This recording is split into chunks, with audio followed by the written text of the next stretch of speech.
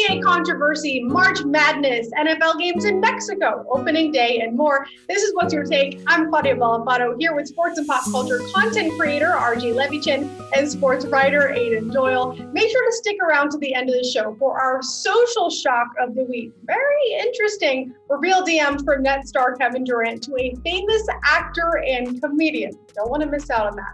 Here we go, guys. The top headlines in the sports world this week, starting with the madness. And then there were four. The NCAA men's tournament is thinning out. And if you missed the madness last night, you missed yet another upset. 11 seed UCLA took down Michigan by a basket. And then less surprising, Gonzaga beat USC by 21 points. So now we have UCLA against Gonzaga and Houston against Baylor in the Final Four. Aidan, how can a team stop Gonzaga at this point? Putting a cover over the rim seems like the most strategic way they could do that. I mean, Gonzaga has just looked unbelievable from their very first game this season to their most recent victory over USC. They are as complete a team as you'll find in the country. They've got on any given night 4 guys who can go for 20 points, led by the best point guard in the country in Jalen Suggs. Corey Kispert's a Wooden Award finalist. And then Drew Timme, everyone's favorite mustache hero there at center. So it's an unbelievable team with a ton of depth. They can score in the paint. They can score from beyond the perimeter. I know a lot of people, myself included, don't typically pick the favorite when it comes to March Madness. And so this year I went with Illinois. I know you did as well, Claudia. But that looks like a really dumb decision in hindsight because the whole season. That was dumb. The whole season, it's basically just been Gonzaga and Baylor, and it looks like we're on that crash course again. Whether UCLA can keep that magical run going, I'm sure it'll make Bill Walton happy. But no one really expected them to get to this point, so who's to say they can't beat Gonzaga? But good luck to them. I think we're on that crash course for Gonzaga and Baylor, which gives us the matchup that we were going to have earlier in the season, but COVID took away from us. So glad to see it, hopefully, in the end. I definitely think that, they're a talented, balanced team when it comes to Gonzaga. I think that UCLA has a job for them. I want to see if Houston can do anything to stop that dream matchup that everybody's been looking forward to, but I think it'll be difficult. But what's really, really going to be interesting is going to be how these first Final Four games really go. I think that you want teams like Gonzaga against UCLA to flex their muscles. I don't think that Baylor is necessarily going to have a difficult time with Houston, but it is going to matter how much they handle them for Gonzaga, because it's all about intimidation and stuff like that. So I think that that's important, but I think we all know who's going to be in the final. There's no team that is as visually less intimidating than Gonzaga in the Final Four, and yet playing-wise, unbelievably intimidating. You can't stop them. Yeah, I guess it doesn't matter. At first, I was not rooting for them to lose, but I was just expecting them. Like, they can't keep winning, and now I might as well just start betting on them because it seems like that's all they would win. All right, those games will tip off on Saturday. Let's move on to the NBA. The power rankings have been released after the NBA's trade deadline. We'll talk the Jazz and the Nets. The Jazz climbed to number 1 spot with the Brooklyn Nets in at number 2. And despite no major trades for Utah, they remain as the top team in the Western Conference. While the Nets have added a few to their roster, most importantly, LaMarcus Aldridge and Blake Griffin. And some fans are arguing that the Nets, who already were stacked, are now being given an advantage with these additions that other teams have not had in the past. And I know you both feel strongly about this. RJ, go first. Why are people so angry about this? I think that the big part of it is the way that the league has been for the last decade. We go through, I think super teams have always existed, but we just went through a tenure of the Miami Heat kind of always being there. Then we go through the Warriors being stacked and the Hamptons 5. And everybody enjoyed such a balanced season last year with all the different contenders and all these different two-player tandems that they wanted to see that happen again. We thought we were going to be in a golden age. So seeing a team kind of get stacked in the way that the Nets have was kind of annoying. I don't think that it's necessarily about Blake Griffin and LaMarcus Aldridge, though. I think it all stems from the James Harden trade. And I think it's just a situation where the precedent of Kobe Bryant and Chris Paul and Dwight Howard, that being vetoed, I think that this is a similar precedent. Teams with MVPs and all-stars should be able to trade for more MVPs. It's not a similar precedent. It is a similar precedent. Hold on. How is it only similar in the sense of it makes one team far and away the favorite when it comes to just like having the most amount of stars on the team? Because if CP3 goes through, then you've got, CP3, Gasol, Kobe, and then Dwight eventually. Like you and I both know that when that trade came across Adam Silver's desk, that he knew that if James Harden, Kevin Durant, and Kyrie Irving were on the same team when it got to the playoffs, playing healthy, no team could possibly construct a team that could beat them. It's not possible. But what is he supposed to do? Tell the Houston Rockets that they literally cannot trade James Harden? He's supposed to make sure that large market teams don't overpower small market teams at every corner. That's the point. He's supposed to keep the league balanced. This is we had a balanced league last year. This is a clear situation where the league is no longer balanced, and it's something that Adam Silver should have done and he didn't do. First of all, the league is still balanced. I don't care what anyone says. It's no more unbalanced than it was for the last, frankly, decade, with the exception of maybe last year. But when you look at it, though, I know you and basically everyone on Twitter loves to bring up the failed Chris Paul trade. There are many differences. One, the NBA was acting as the owner of the New Orleans Hornets at the time.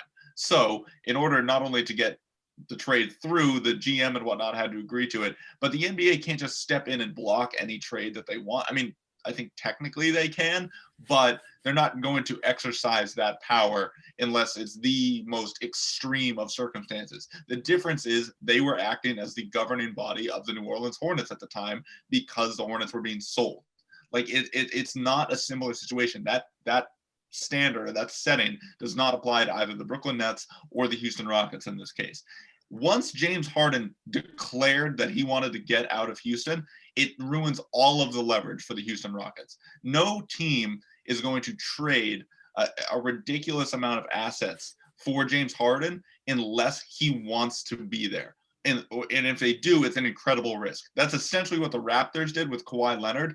If they don't win the championship and then Kawhi bolts to LA, to the Clippers, that looks like a completely different move for Masai and the Raptors. It looks like a failure. You're giving up DeMar DeRozan and you don't win a championship and then Kawhi leaves. So what I'm saying, though, is once he declares that I want to go to Brooklyn or I want to go to Philadelphia, why would any other team give up assets? It makes no sense. So it's not necessarily that, all of the big market teams are just dominating this. What are you going to say, James Harden, you have to go somewhere else? Or, Houston has to trade him to like the Pelicans or the Pacers or the Timberwolves, somewhere like that. Like you cannot possibly exercise your right to veto in this situation. It's a mutually agreed upon trade at this point between 3 or 4 teams, but essentially between Houston and Brooklyn.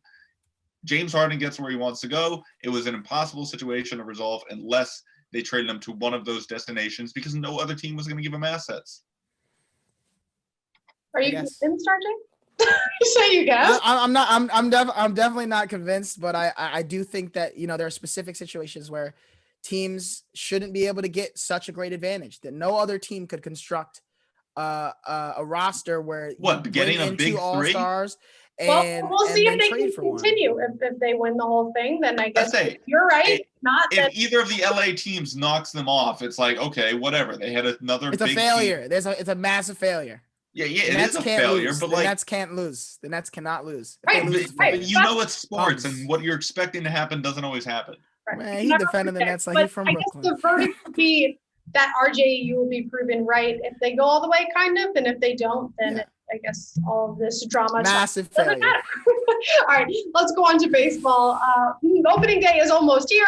The season kicks off on Thursday, April 1st. The league is returning to a full 162-game schedule. All 30 MLB teams will be in action on opening day with limited attendance. Aiden, you got a sample of these teams with spring training. What storyline are you following most heading into the regular season? Well, as a fan of following my beloved Yankees, because if they don't win something soon, I know RJ and I talked about this earlier, but I might get bald a little bit earlier because I'm going to be pulling my hair out. Oh, no. But as an overarching impartial baseball fan. I'm really watching Shohei Ohtani and the Los Angeles Angels. This is a team with the best player in the league in Mike Trout, but he's only been to the playoffs once in his whole career, and that's mainly due to organizational failures. They've brought in some really talented pieces over the last few years, namely Ohtani, 2018 Rookie of the Year, Anthony Rendon after the 2019 season. Last year was his first year in LA. Ohtani in particular, though, because unless you don't follow baseball at all, you know that Shohei Ohtani is attempting to do something no one's done in basically a century. The last notable player to do it was Babe Ruth, which is pitch and hit at the same time, basically full time, unless you're, a National League pitcher where you have to hit when you pitch, which is stupid. But aside from that, he's had some success with it, but he hasn't been able to stay healthy. And had an elbow injury his rookie year pitching. Thought he was going to get back last year, injured again. This seems to be the kind of make or break year where you're either able to do it or we need to pick one to just do full time and either become a full-time outfielder or a full-time pitcher. He's had a great spring training. He looks to be healthy. He's hitting the ball well. Seems to have his velocity back. No guarantee that it's going to be able to, work out, but he is so talented.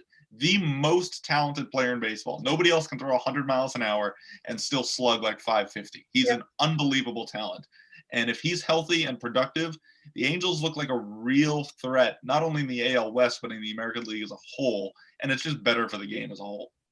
Yeah, he's a very exciting two-way player. And if you don't watch baseball, he's one player to watch, at least if you don't watch the full game, at least watch him. All right, let's go on to the last one, NFL.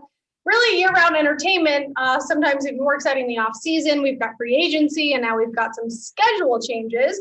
The NFL have approved the expansion of the regular season from 16 to 17 games. This is the first time the league will expand their schedule since 1978. Then it was increased from 14 to 16. There's a few different moving pieces that go along with this change, including preseason being reduced as a result, down from 4 to 3 games. However, the part that I find most interesting, according to an NFL memo released by Sports Illustrated, the NFL is planning for the 2022 season to put 2 games in London, 1 in Mexico, and 1 in Germany.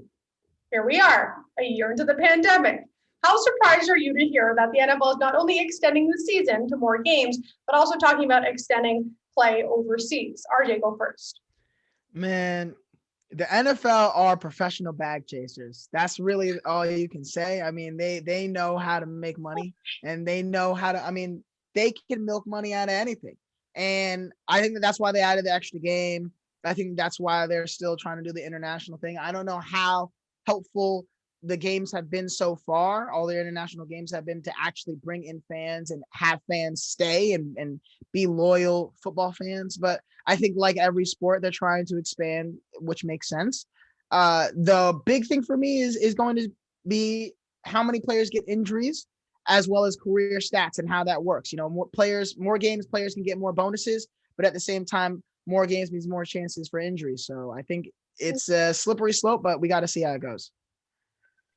Yeah, I'm with RJ. I don't ever want to hear the league talk about player safety being their number one priority ever again. Yep. An extra game in an incredibly dangerous sport means an extra chance to have a life-altering injury. Stats change all the time. I know people are freaking out. Oh, the 2,000-yard rusher won't mean as much now because they'll have an extra game. Like, get over it. Find a new benchmark to care about.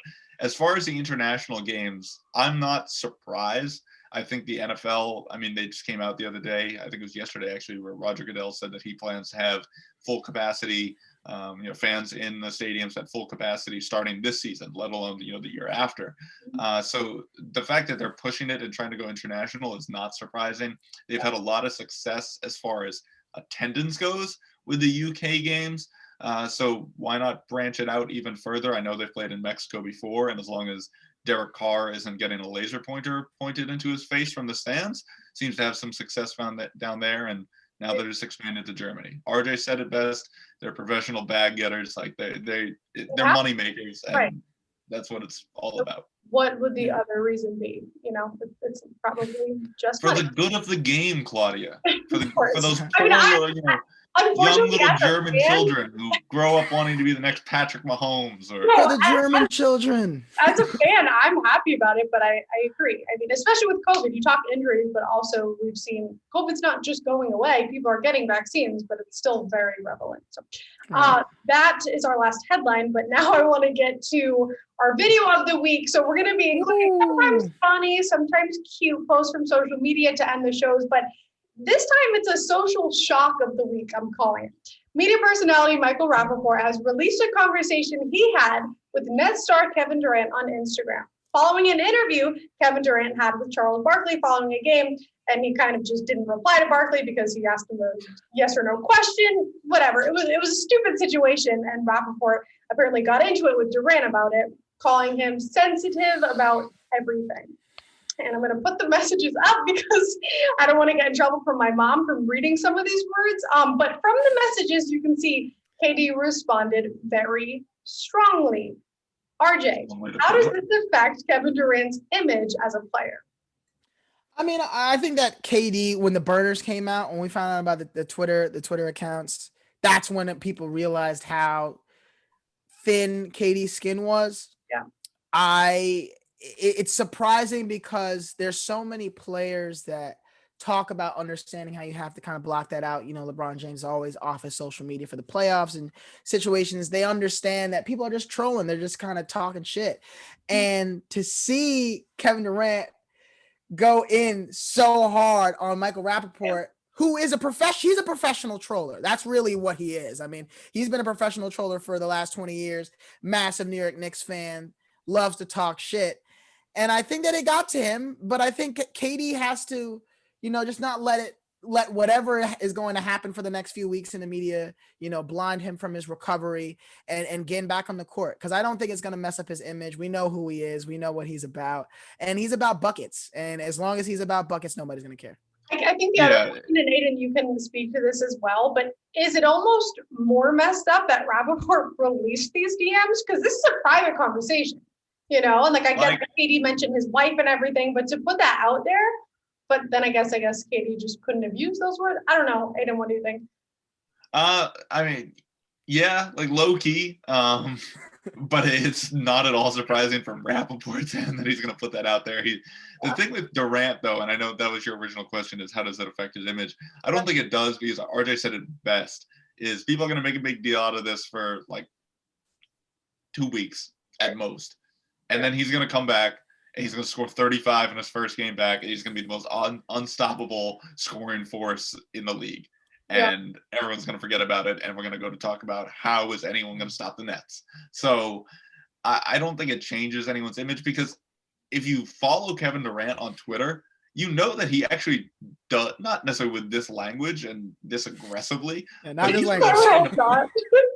He's responding to fans all the time who criticize him. It's not even just like, oh, let's interact with fans occasionally. It's like literally anyone in his mentions, he's going back and name calling them, talking smack against just random people on the internet. The transformation from like Texas and Sonics and early OKC Durant, from when he was like this really likable, kind of thin. It was like, oh, he had never gotten a technical foul, never been ejected from a game before. And then they lost to Miami. And people were like, nah, he needs to get tougher. And he took this to like this whole extreme, this whole tough guy image. And it's wild to see that, because I remember him as like this guy who's like, he needs to be more aggressive. He doesn't have a killer instinct or whatnot. Mm-hmm. He's a great player, but he just doesn't want to, be angry. And it's like, this man's just aggressive. I guess so. In the words of Kevin Durant, you a bitch. That's what we got for the week. Hit us up on Twitter. Say hello. Let us know what you want to see on next week's show. See you guys then.